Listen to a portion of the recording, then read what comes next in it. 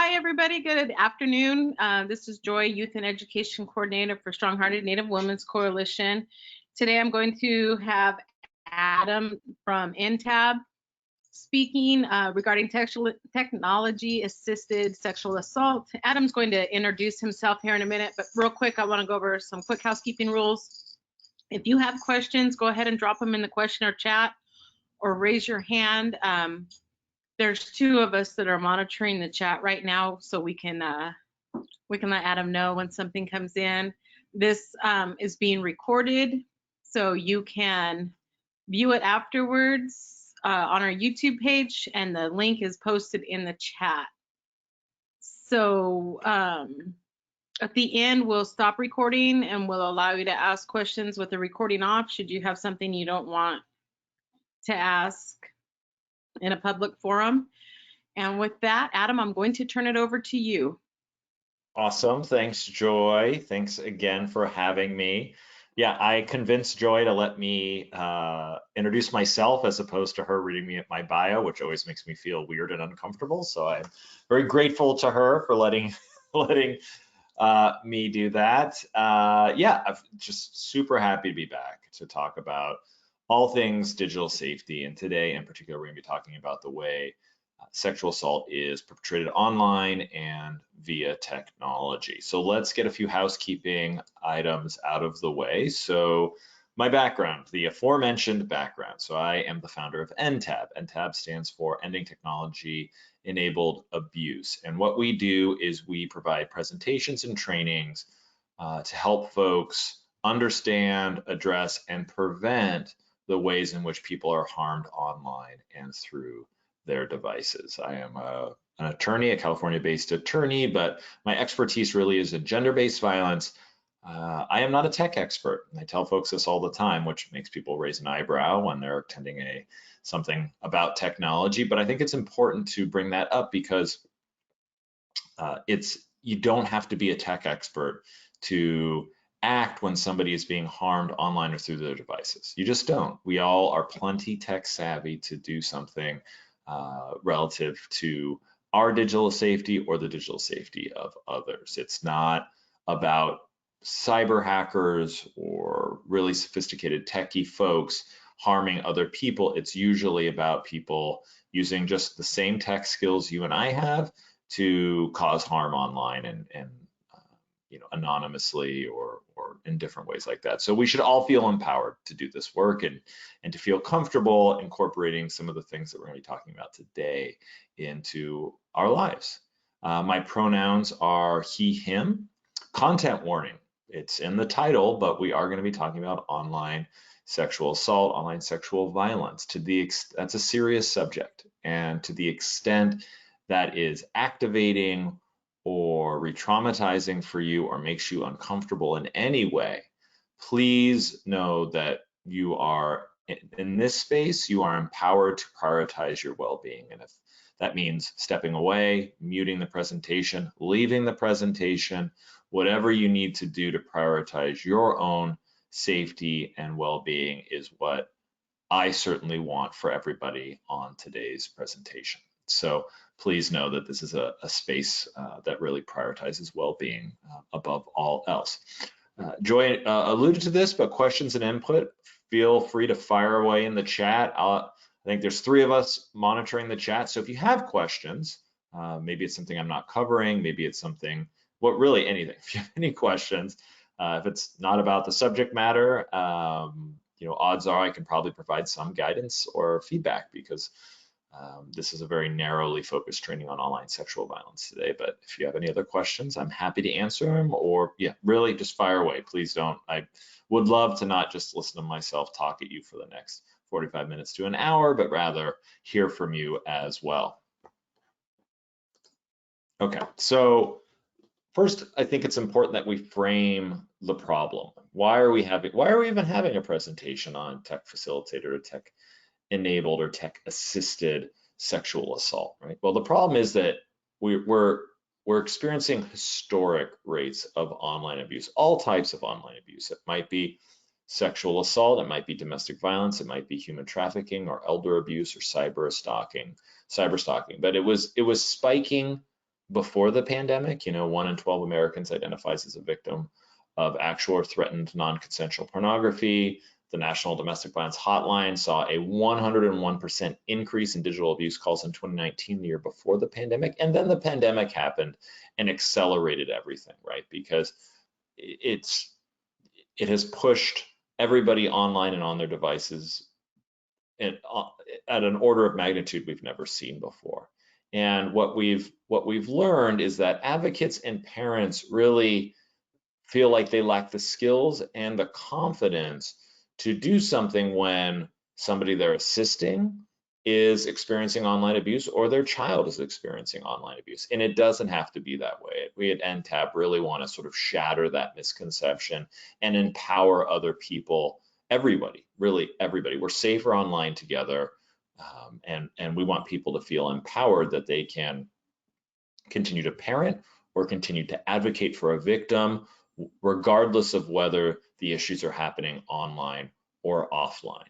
And so what we've seen as a result of the pandemic is that youth and those seeking to harm them have been pushed online and in record numbers. And so it makes sense, right, that harm would be happening online and on devices because that's where people are. And what we know is that victims are harmed where they are. It's a simple concept, and where they are is online. And so it's a really critical, and that's why I'm so grateful to Strong Hearted Native Women's Coalition to invite me here to talk about this, because it's really critical that we recognize that and be open to pivoting in whether it's whatever we do, parenting, our professions, what have you. It's really important that we pivot to address these things, because this is a problem that existed before the pandemic and it's not going away. And why is it not going away?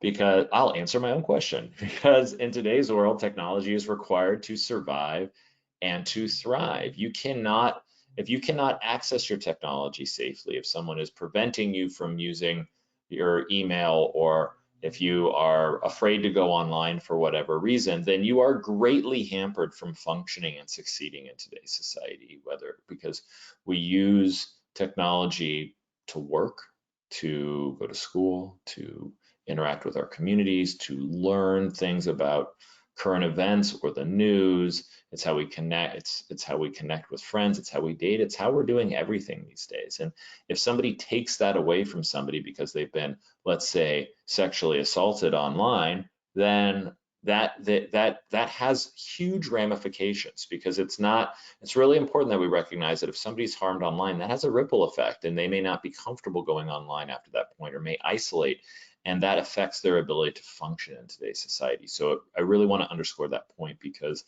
oftentimes online abuse is considered not as serious as physical abuse. Okay, and let's think about that for a second. I think a lot of people, in my experience, when you ask them, well, what do you think's worse, being physically assaulted or being assaulted online? A lot of people lean towards physical assault. Or what's worse, being sexually assaulted or in the physical world, or be sexually assaulted online? And that's a rhetorical question, but I'm not here to say one is worse and one is better. I just want us to take a step back or pause before answering that and recognize that they're both extremely serious, and we shouldn't instinctively consider physical abuse in the physical world as being somehow more serious, because I can tell you, working in this field for as long as I have, that being harmed online is extraordinarily serious and can go on a lot longer than physical harm.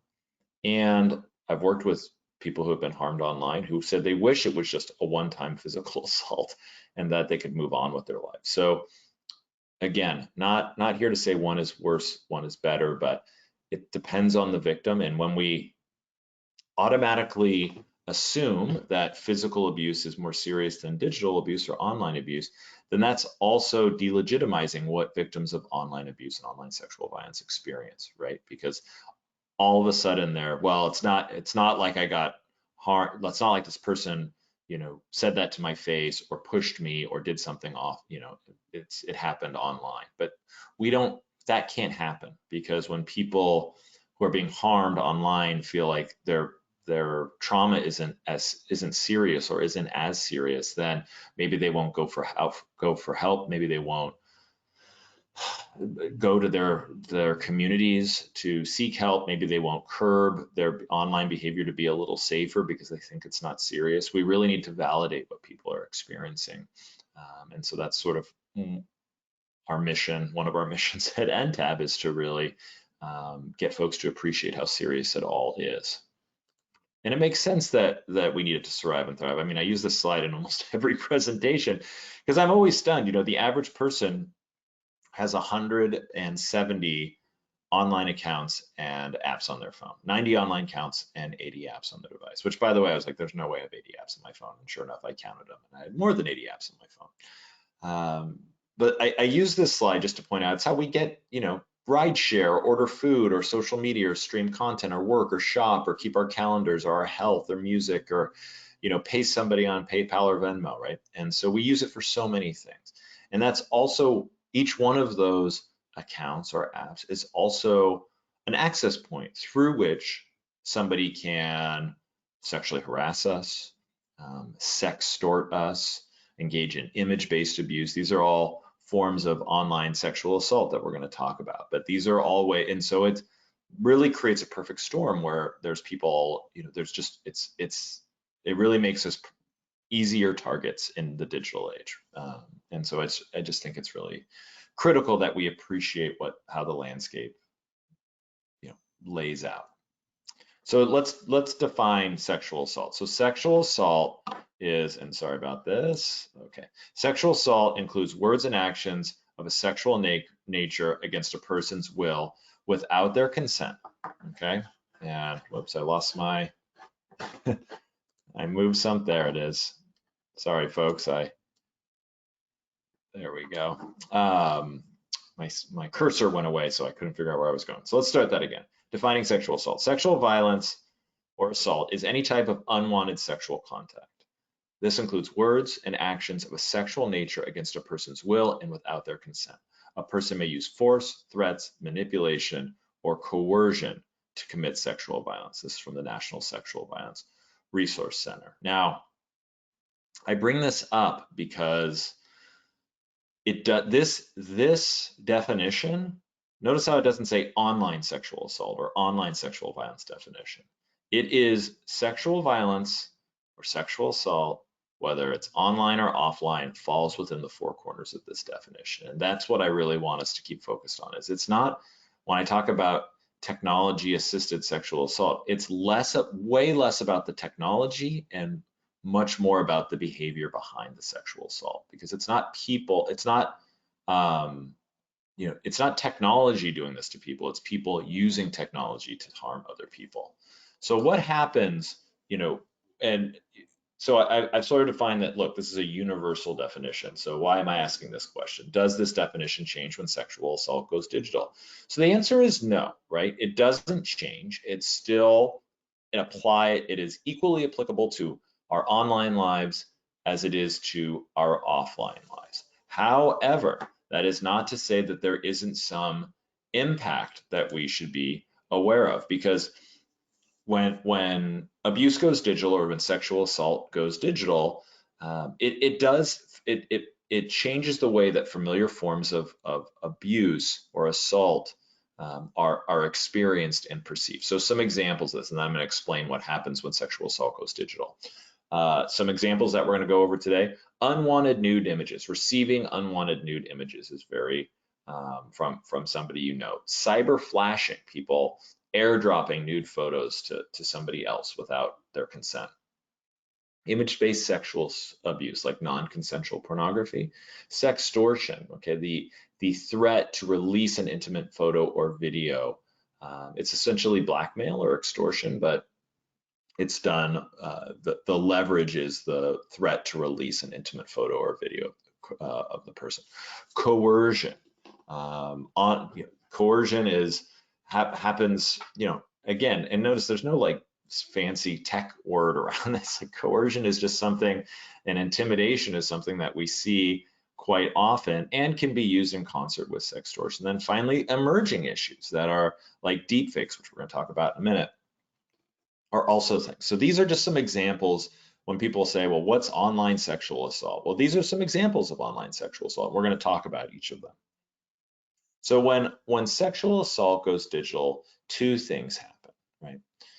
And again, I just want to recertify that I'm not talking about new forms of abuse. I'm talking, flashing becomes cyber flashing. Image-based abuse becomes online image-based abuse. So it's the same forms of abuse that we've been very well acquainted with over the years, but something does happen when abuse goes digital. So one, it becomes easier to commit. So it removes barriers, right? It's easier to get at somebody, because we all have one of these now, right? We all have one of these, and that is that makes it, or we're on a laptop, or we're on a computer, or on a tablet, or on a smartwatch.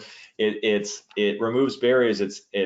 I can go after somebody from my couch, right? I don't have to go up to their face and do things or threaten them or engage in unwanted sexual acts or anything like that. Somebody says I can do it online, so, and that makes it very convenient. Like I said, I can do it from home, I can do it from my couch, I can do it while I'm working, I can multitask and do it. So technology has made that very easy, whereas before any of this tech or internet or anything existed, you'd have to do these things typically to somebody's face or maybe over the phone. Like I said, it's accessible. We all have devices now, and that's a portal through which people can contact us, and people can do it anonymously. So that is very attractive to people that want to engage in online sexual assault, because they can say things and do things that perhaps if they do it anonymously, they won't get in trouble for it, which is an incentive. And it's often invisible. You may not even know somebody is saying sexually disparaging things or posting images of you online without your consent until somebody reports it. So it's also can proliferate without the person targeted or the victim's knowledge. So it becomes easier to commit and often more harmful. So let's take image-based abuse or non-consensual pornography, which is the sharing of an intimate image without somebody's consent and with the understanding that that image was to be kept private. So if I wanted to share an image with somebody online, it's a very repeatable act. I just upload, I send, I share. It's very easy to continue to upload that photo and share it. And it's far reaching. I can post that photo and get it anybody, anywhere in the world. And it's very public. Before the internet, if I wanted to share an intimate image of somebody, I'd have to physically show it to people.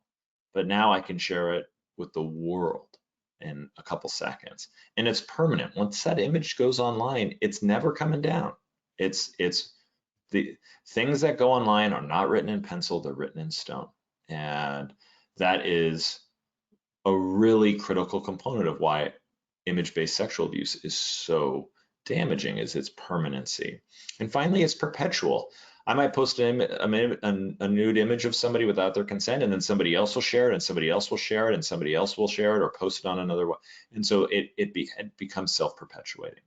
And so these are all reasons why, again, we should take online abuse or tech-enabled or tech-facilitated or tech-assisted abuse very seriously, because the harm is very real and can follow somebody for years, if not the rest of their life. And so, again, I'm just asking us to have an open mind when we're talking about these things, because I really feel badly for victims who feel like their trauma is not as legitimate as it would be if their abuse happened offline, and that's just not the case. So conversely, whether you're an advocate or a parent, like this idea of digital safety needs to become part of your vocabulary. It needs to become something that you are comfortable talking about, and this also gets into this idea of identifying or understanding physical abuse and digital abuse in sort of the same way. So historically, we've really prioritized physical safety, right? If you go to a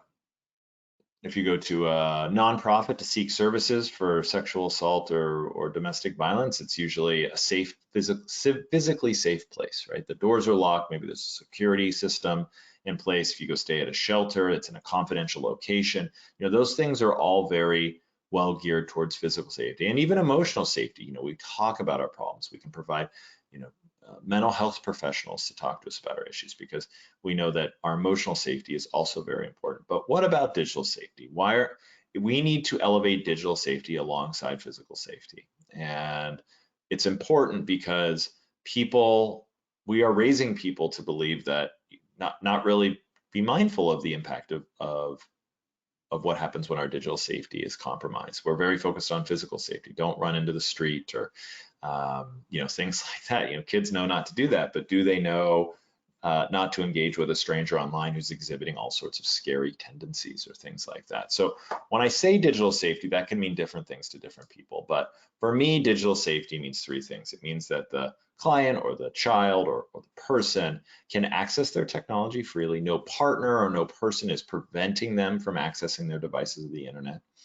That they can control, so even if they have access, they also need to be able to control their devices, accounts, and apps. So they may have access, but maybe they're sharing an account with somebody, or somebody has access to that device and can monitor them or make changes or make threats or do different things. So that, they need to have access, they need to have control. And even if those first two are met, they also need to be able to exist online without limitation or fear. And this is where we can have conversations about this idea, right? If you just say to somebody, well, are you digitally safe?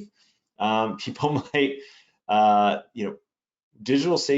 digital safety means to somebody may be different than what it means to you. And so we want to make sure that we're all on the same page with this idea. And this idea of digital safety means that we break it down in these three ways. And if you have that conversation with somebody, hey, do you feel, are you able to access all your devices? And they're like, oh yeah, no problem. And do you have control? Well, I still share my,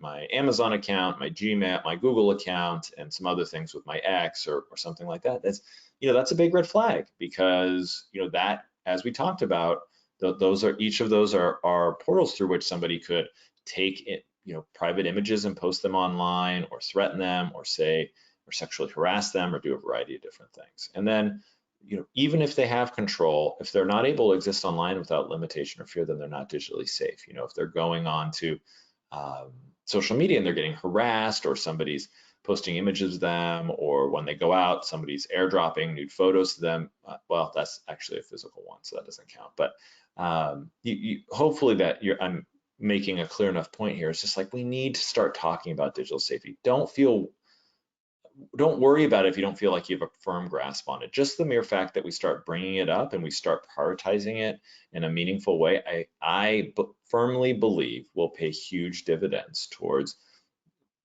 preventing abuse, or greatly mitigating the harm from future abuse. Because once we start taking our online safety as seriously as our physical safety, we're going to take steps to react more quickly when something happens, or hopefully take steps just to act. Because, and I'm going off on a tangent here, which I have tendency to do, but the reality is that, if somebody says something to our face, our instincts kick in, and we get a little, our safety instincts kick in. But if somebody says that same thing to us online, some stranger says it to us online, maybe our safety instincts don't kick in, because it's like, well, this person's not in front of me, so what's the big deal? I'm safe, I'm home alone. But you're not digitally safe, right? That person can start a campaign of harassment, can come find where you live in real life. So it's important to react.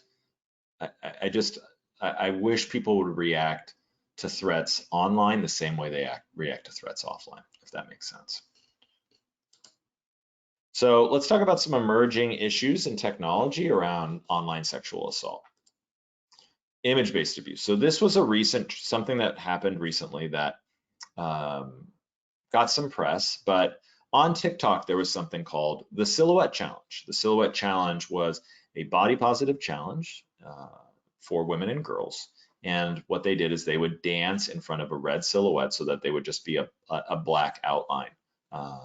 And maybe they were wearing something skimpy, or maybe they were in underwear, or maybe they were partially nude, or they were completely nude. But they did it in a way that was empowering, and that they were protected by this silhouette. Well, what happened was that people started posting tutorials on how to remove the silhouette from the video. And this was the first time that I had ever seen image-based abuse at scale, where people were there were mass victims of online sexual assault, right? And I'd never seen that before. And so what I want to talk about is how we can talk to somebody, especially a young person, who is thinking of participating in something like this, or how we can respond after they've participated and have been victimized.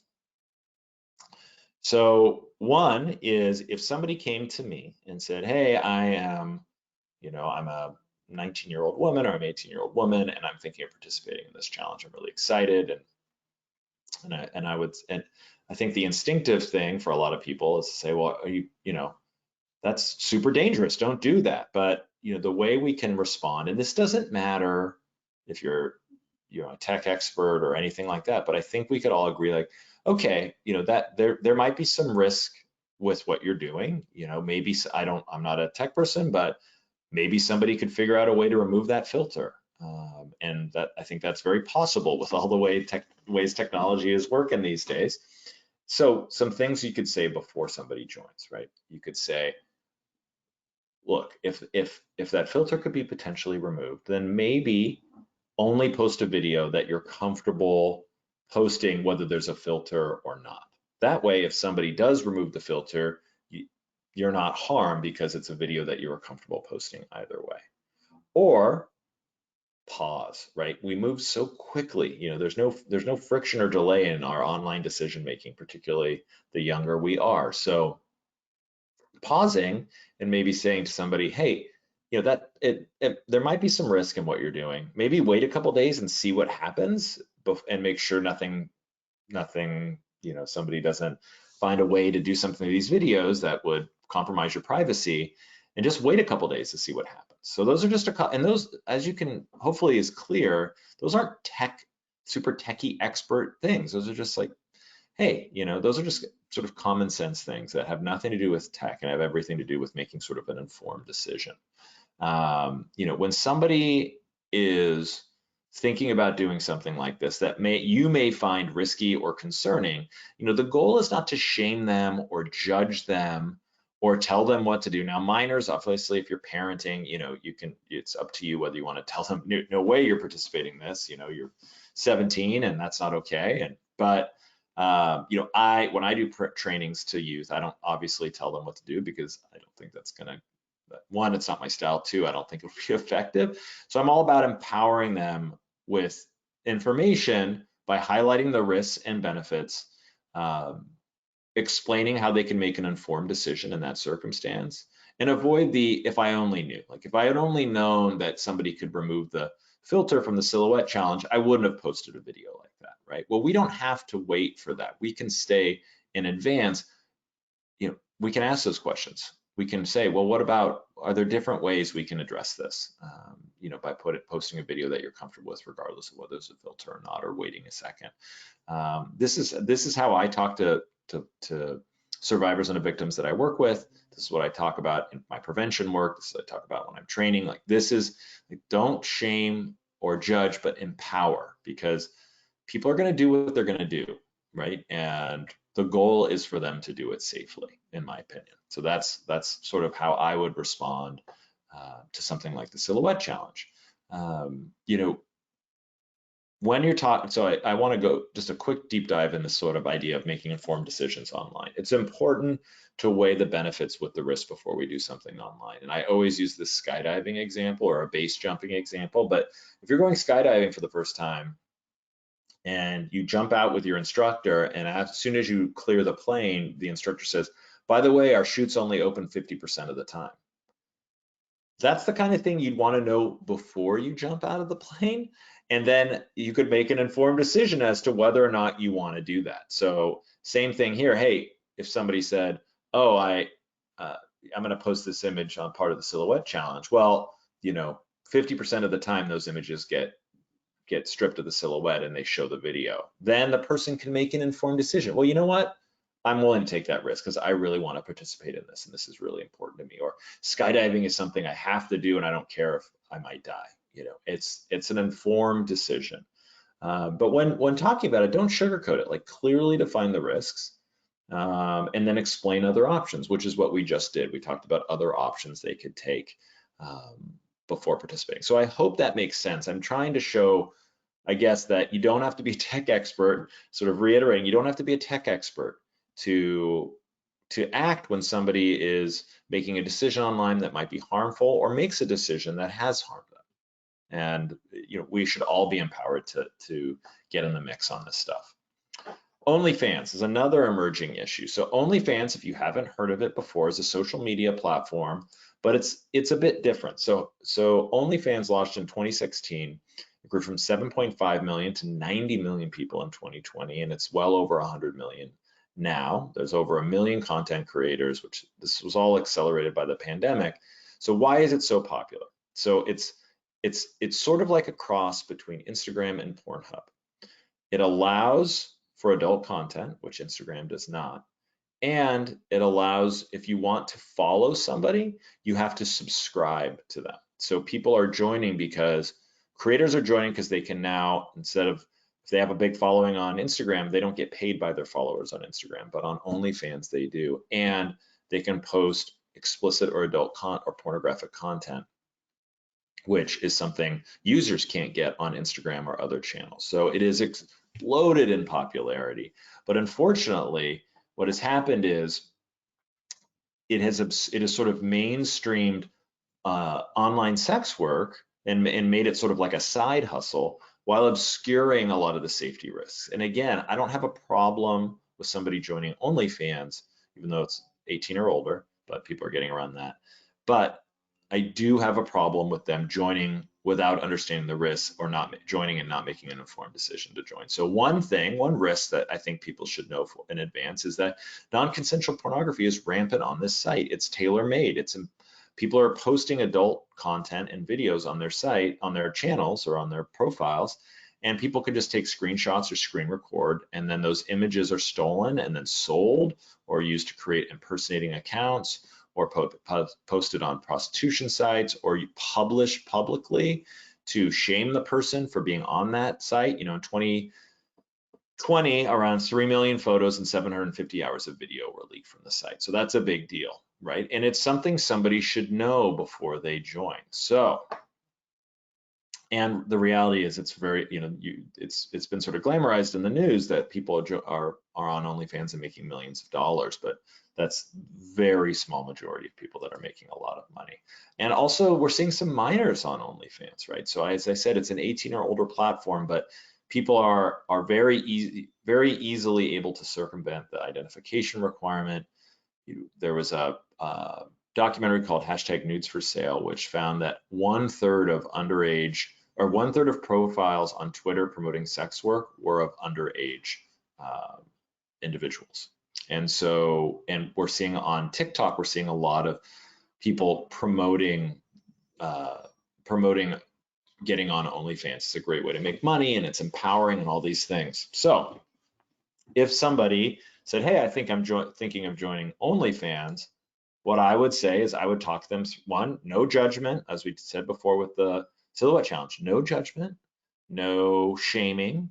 We just want to empower them to make an informed decision. I would probably bring up the skydiving example again. I wouldn't sugarcoat it. I'd say, look, the risks of non-consensual pornography and cyber stalking and harassment and the stigma around these things is very real. And the reward, what you're seeking, presumably, is to make money. And as I mentioned, only the highest performing people make a lot of money. A lot of people make very little to no money. And so you're taking on a lot of risk for very low reward. And you have stigma, and then there's reputational.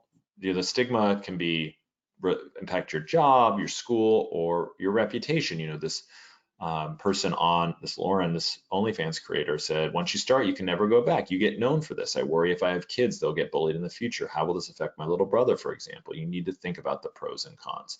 So even with just a little information, we can have really powerful conversations with people about joining. And that's what I'm getting at. We want to create a little friction between their online decision making, because once you do this, you can never go back. It's not like liking a photo of somebody who ends up being your enemy or something like that. Like, this is a very serious decision that should not be taken lightly. And so that's That's what I'm talking about. We can, and again, you don't have to be a tech expert to do this stuff. You can have these conversations, these really powerful conversations, without getting into the weeds on the tech.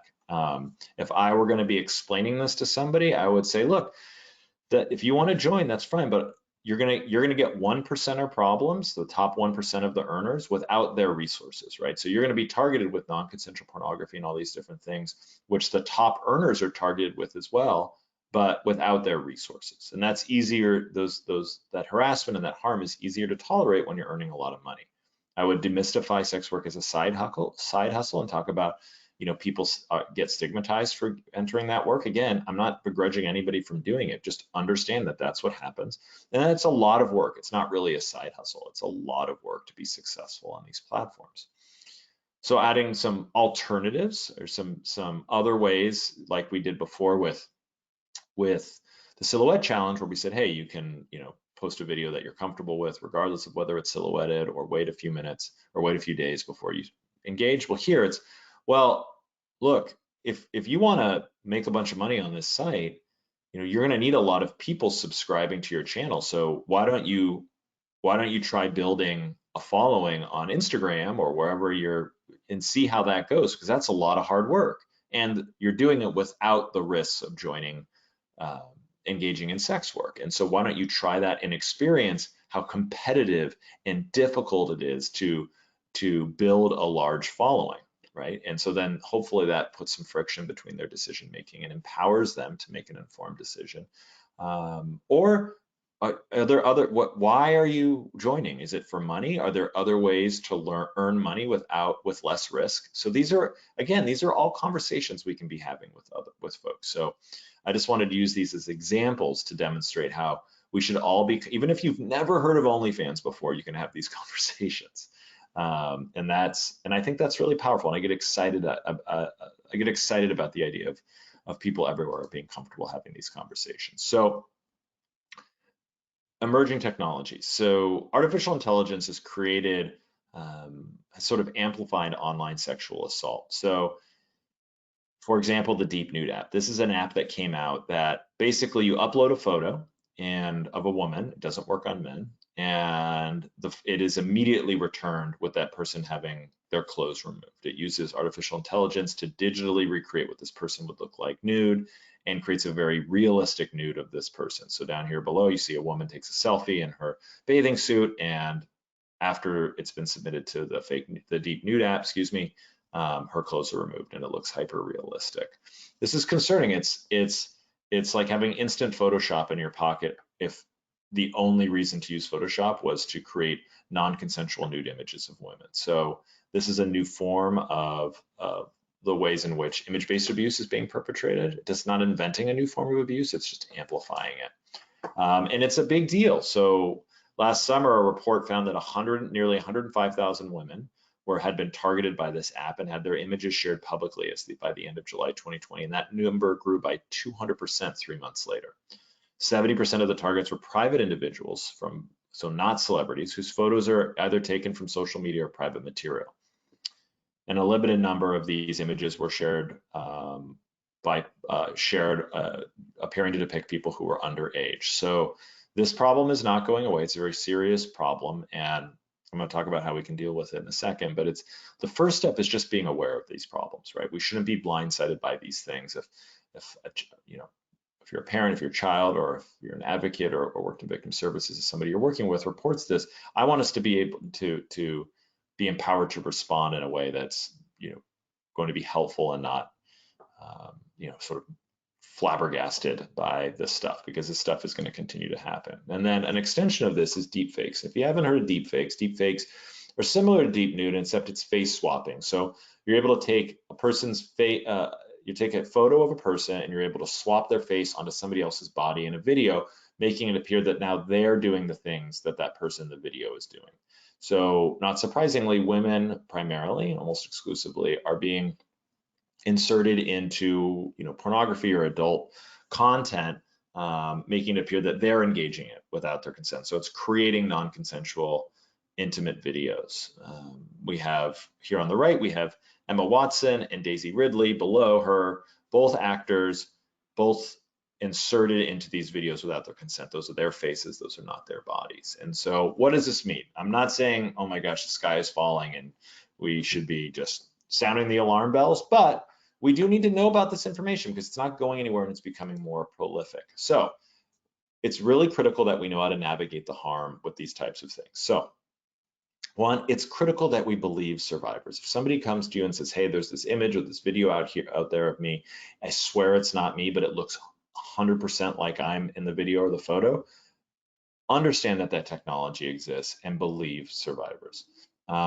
Validate the harm, okay? So a lot of people will think, well, it's not, it's not real, it's digital, it's online, like, is it really that big of a deal? But it is, being sexualized and fetishized without your consent online is a really awful form of sexual assault or online sexual assault or online sexual violence. And so validating that the harm they're experiencing is very real and that they should be, and they shouldn't be minimizing their harm, what they're experiencing by saying things like, well, I'm sure people who've experienced this abuse physically have it a lot worse than me. No, validate that harm because it is terrible, a form of abuse. Respond, don't react, right? Don't, oh my gosh, I can't believe this technology exists, because that will create a perception that you can't handle it, right? Don't react, respond. So don't react with, oh my gosh, I can't believe this. This is, I can't believe this technology exists. What is this, a sci-fi movie? Because that sends a message that you're not ready to be able to be helpful in this circumstance, and maybe they shouldn't come to you now or in the future. Respond, be like, that's, respond. Now that you've been empowered with this information, you can respond and be like, I've heard of this, it's awful, I'm so sorry, let's figure out how we can help you, stay safe and navigate, what you're experiencing. And there's a real risk of victim blaming here, and it's sort of under the radar. So victim blaming is where we blame victims for what somebody else is doing to them. And a lot of folks will say, well, if they can get these photos from your social media, then make your social media private or get off social media. And what we're doing is we're focusing on the victim's behavior instead of focusing on how can we get this person to stop targeting you, right? Now, making their social media account might be a good solution and one that they decide to adopt, but that shouldn't be something that we just say to them, you need to do this. It should be offered as an option, but always keep the eye on the ball of how do we hold this person accountable? How do we stop this abuse, online abuse, from happening in the future? Some online trafficking concerns I want to talk about as related to online sexual violence. So, it's really easy to impersonate somebody online. And I realize I kind of look like this dude when I move like this, not intentional, although somebody called it out and then they all thought it was pretty funny. So I've left it up here. But it shows how easy it is for somebody to pretend to be somebody else, right? And then if you do that, by doing that, you can capture somebody's trust. You can get them to send you private images or all sorts of different things that can then be used for forms of online abuse like sextortion, like image-based abuse, like unwanted nudes, all the things that we've been seeing really spike during the pandemic. And so, so if somebody is pretending to be somebody else and is looking to target somebody, and they're targeting you because maybe your emotional and material needs aren't being met. And that's really a function of how comfortable people are sharing information about themselves online. So they talk about a breakup or hashtag no one will date me, hashtag why am I single, or demonstrate low self-esteem via posts, or they have a low follower account or low engagement. And that's very attractive to somebody who might want to take advantage of them, might want to get them to send them nude images and then use that to extort them or post those images online, or engage in recruitment for sex trafficking. So there are a lot of things to keep in mind. So here it's, be really careful about what you post online, because when you just wear your heart on your sleeve on your social media channel and anybody can see that, that is an invitation for people who might want to use that information against somebody, right? And this is especially true on dating apps. So with dating apps, the #1 recruitment tactic for human trafficking or online sex trafficking is an intimate partner relationship. So it's really critical. And if somebody can make themselves appear to look like anybody else, then that really creates a high risk for people online. That, especially as you get young, as we skew towards younger victims who maybe don't have the life experience to say, oh, this is a scam, or something doesn't feel right about this. You know, it's the, oh, this person is cute, they like me, you know, and they're asking me to do certain things, and now they're threatening me with an image if I don't do more things, right? Which is a form of sextortion, which is a form of online sexual assault. So why am I posting this, right? So we're aware of it, right?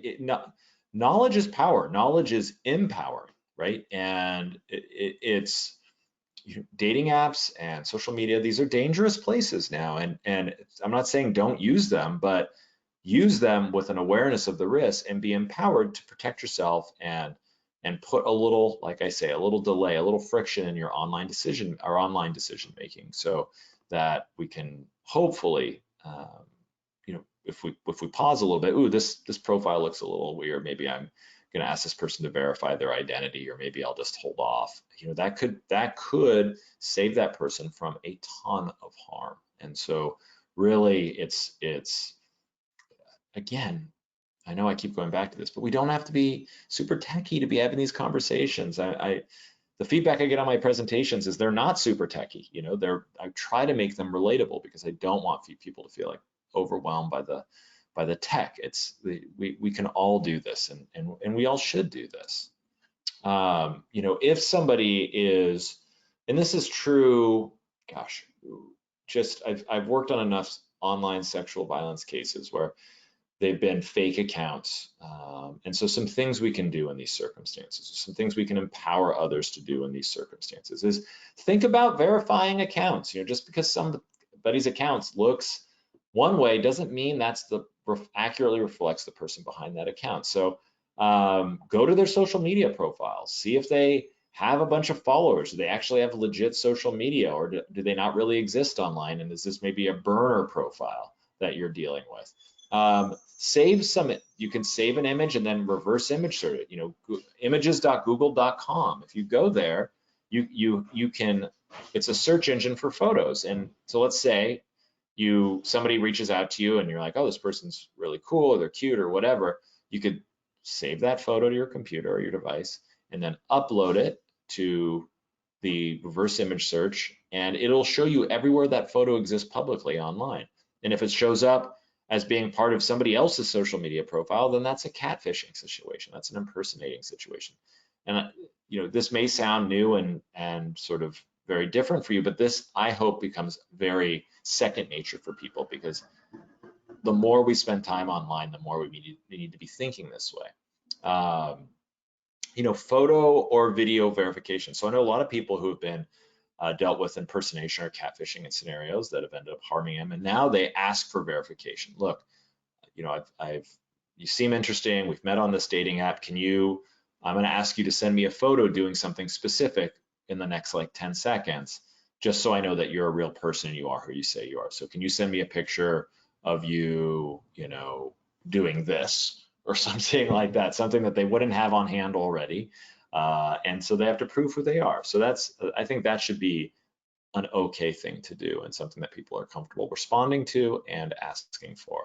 Or you can go to data broker sites, you know, Spokeo or fastpeoplesearch.com. You know, you can look this person up and see if they do live in the state that you're in, or see if, you know, you know, just make sure that they are who they say they are. So there are these are tech tools, but you don't have to be a tech expert to use them to protect yourself. And you know, I just envision a world where we just do these things without even thinking about it, because the threats are real. The threats of impersonation to engage in online sexual violence are very real, and we can mitigate or even eliminate a lot of potential harm if we just take these steps. I just want to say something about tech-enabled trauma. You know, I talk about digital safety. I talk about weighing online abuse the same way that we weigh physical abuse. You know, but I work with so many people who are harmed online, and they experience this extreme helplessness when some anonymous person is harassing them online. You know, I just want to underscore, you know, the impact that being harmed by an anonymous attacker has on people. they use fake accounts or spoofed or private phone numbers, or access somebody's account with that is in a way that is unauthorized, but also in a way that is hard to show who did it. And this underscores why we should really be empathetic and really validate people's experience when they're harmed online, because it can feel very disempowering when you can't prove who is harming you.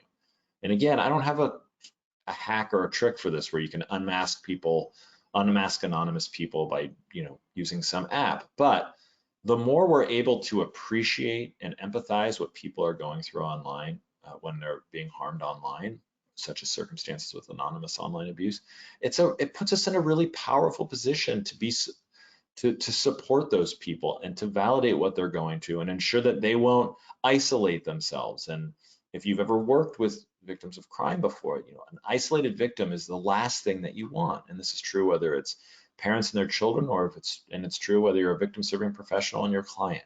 Really just talking openly about this, and you'll be stunned at how resonant that is for the person that you're talking to, because it may be the first time they've ever heard that before. And tech-enabled trauma is no joke. So we're right sort of with about 5 minutes left, but I wanted to carve out time. If you want to ask questions and you're comfortable with them being on the broadcast, great. Or we can also stop the recording and I can answer questions that way. I know this was a lot of heavy duty stuff, but I hope that there are some takeaways here and you feel a little more empowered moving forward, that if and when these things come up in your life or the life of somebody you care about or in your professional life, that you'll be able to talk about these things with a little more confidence and be able to take steps that will hopefully allow you to empathize and to feel just frankly more confident, because tech can be very intimidating. Online abuse can be very intimidating. And then I get that and it makes sense, but it shouldn't stop us from getting involved, whether, because what matters is somebody's being harmed. It doesn't matter whether it's online or offline. What matters is somebody's being harmed, and we should all be empowered to be able to support that person, regardless of how tech savvy we feel we are. Okay, I'll get off that soapbox, but any questions? Or Joy, I don't know if you want to stop the recording and then give folks some space to do that. First, I'm going to see if anybody has any questions they want to ask while we're recording. Great. So I've noticed we don't have any hands up. Does anybody have a question that you want to put in chat or raise your hand? I can open up your mic.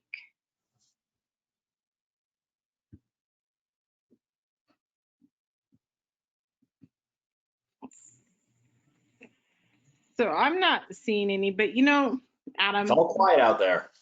I kind of have a question, because I've tried to do this a couple times. When you do the images.google.com,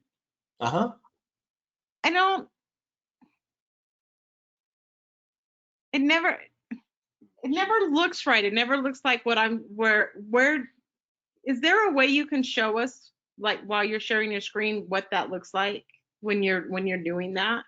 When you go to that website? Yeah, because it just always looks so funky to me. Funky, huh? Yeah, and we got Michelle says, thank you, Adam. Watch this with my teen, which is nice. Cool. What are the steps? So this will put me on hold. What are the steps that one would take if they are victims of virtual sexual assault,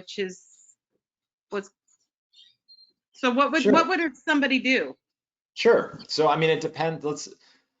So if it happens, if you're being harmed on a particular platform, that kind of activity violates the community guidelines and safety guidelines of a particular platform, and you can report a user or a post. So if someone's posting images of you, somebody's sexually harassing you on one of these platforms, it's really important that, one, don't delete it.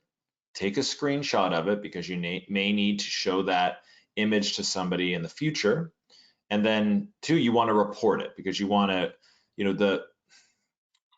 when you're dealing with this kind of abuse, there's usually a couple different ways. And I always ask people what they want to do. So let's say somebody's had been sexually harassed online and had an image posted of them, or someone's threatening to post an intimate image of them. My questions are, do you want the abuse, if there's images up or posts up, do you want those taken down? Yes or no? Do you want to hold this person accountable who's doing this to you? Yes or no? And do you want to stop it from happening in the future? I don't assume what somebody, because somebody might be like, I just want it down. I don't want to deal with this person. I don't want to try to hold them accountable. I just want it down. So, if they want to hold the person, if they want to get the things taken down or have the abuse stop, essentially, then reporting and blocking is a really good way to do that. Now, if the person keeps making anonymous accounts like that, some platforms will block the person by their IP address or something like that. But I would say don't engage, because when you engage, that gives somebody, it's adding fuel to the fire, the person that's targeting you. I would block them and I would report them. And I would screenshot everything in case you want to report it to law enforcement or anything like that. So that's number one. Ensuring that it doesn't happen again in the future, or holding that person accountable, tend to go hand in hand, because you sort of need to convince that person to stop doing it. So that's when you report to law enforcement. That's when you go for restraining orders if you think you know who the person is. The reality is that in the overwhelming majority of cases that I've worked on, it's not some stranger targeting a victim at random. It's usually somebody who has some type of connection to that person. And so, but I'm not going to sugarcoat this. Like, if it's difficult to unmask an anonymous attacker, right? But if you have an idea who it is, you definitely should share that with law enforcement too.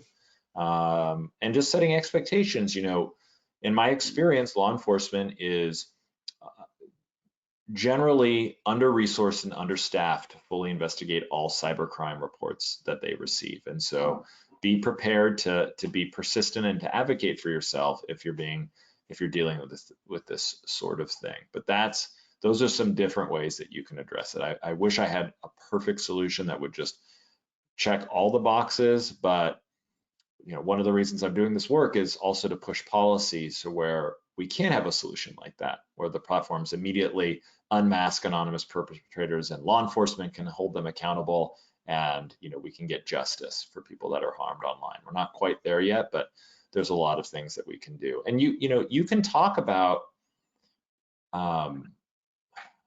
making your accounts private. That's a conversation to have, because it does allow strangers to harass and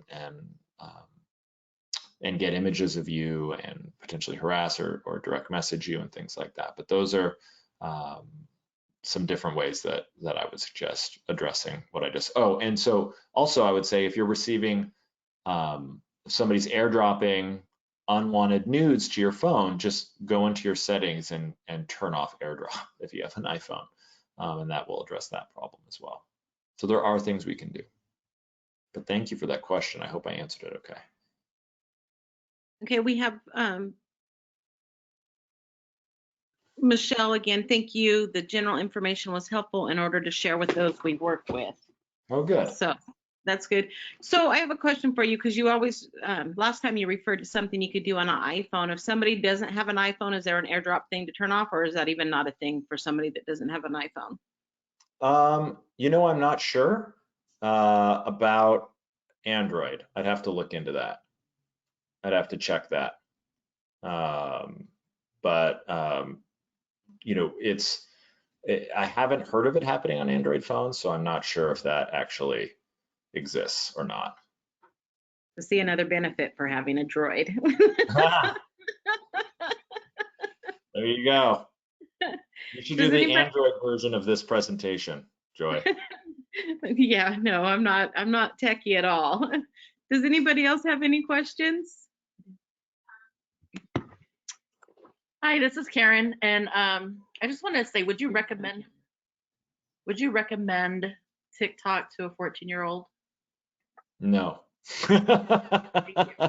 But listen, I would recommend TikTok over Snapchat. Yeah. I mean, I'm not really look, I don't know recommend it. I mean, they're going to get there on their own anyway, but here's my thing about this. Like social media, TikTok, Snapchat, Instagram, whatever they're using, like it's not really about, like, image-based abuse doesn't change given the platform that depending on the platform that you're on. So what going on social media does is it accelerates the ways in which somebody can be harmed, right? And so we really need to arm them with, or empower them with information to allow them to identify red flags or block people or keep themselves safe. It doesn't really matter what the platform is. It's just critically important that we're arming them with, because the thing is, you know, next month or next year, there'll be a new TikTok or a new it's believe me, I am exhausted trying to keep up with all the different platforms. And what I've learned is at the end of the day, like, it doesn't really matter, like, you know, people, image-based abuse, sending unwanted nudes to somebody, sextorting them, it's the same behavior, right? Whether it's on, regardless of what platform it's on. And so that's that. You know, I don't really recommend any social media because it's inherent risks all the way around, but they're going to get on it whether we recommend it or not. And so yeah, that's my teenager. So she does have a Snapchat, but she uses mine account. Oh, and she okay. doesn't post anything, but because our phones are synced, she did ask me if she can get it. So I don't do Snapchat either, but yeah, I mean, look, Adam, we have somebody, Ben says with TikTok, can't they set their account to private? yeah, so you can, so especially for young folks, TikTok has come out with settings where you can not be direct messaged by anybody that you don't know. You can set your accounts to private. And so here's my thing on that. Like, yes, all these apps have privacy settings or parental controls, and that's great.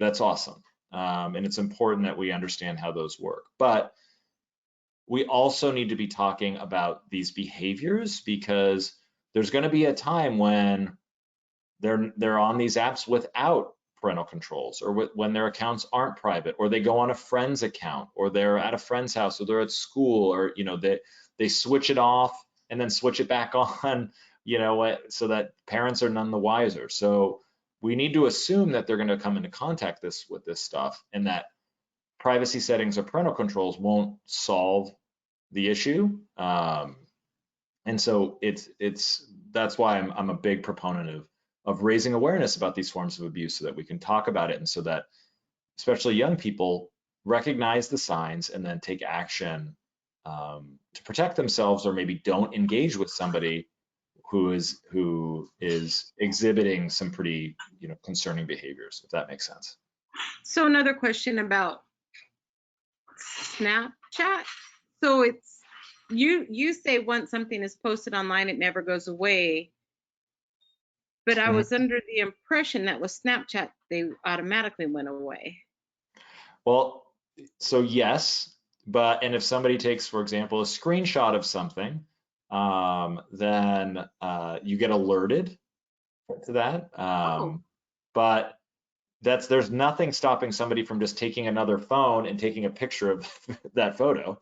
So, you know, it's that is something, you know, yes, that's true, and I like that feature, but it certainly doesn't mean that we don't have image-based abuse going on these platforms, on Snapchat. Snapchat is a really popular, it's a really popular app for people to disguise themselves as somebody else and seek out younger victims. So just something to be mindful of on that one. Very much so. Anybody else have any questions?